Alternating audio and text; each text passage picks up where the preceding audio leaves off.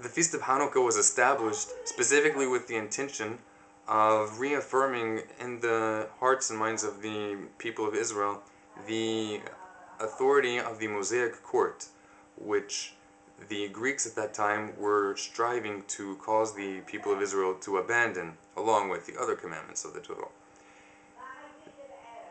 We are obligated by the Almighty Himself to uphold their rulings in Deuteronomy chapter 17, verse 6 through 11, among various other places. Now, many Christians may then protest and say, alright, so there may be such authority, but Christ came and nullified that authority, and now you should not let any man judge you with regard to holy days, new moons, or the Sabbath. For that, they go to Colossians chapter 2, verse 16. Let no one then judge you in eating or in drinking, or in respect of a feast, or a new moon, or of Sabbaths.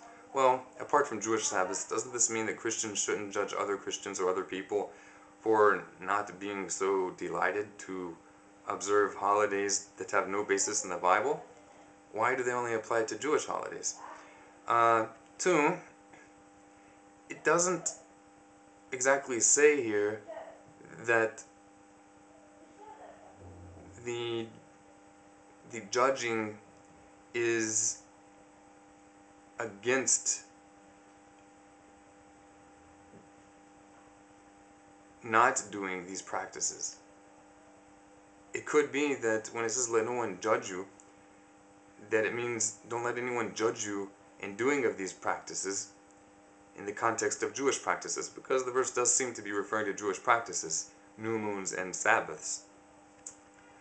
But Christians like to presume that this is in reference to a judgment for not doing those practices. Alright, well, even if that's the case, then we have another problem, because the judging which is being condemned here is a judging regarding commands and teachings of men. And you find that in verse 22. Let's see, 21 says,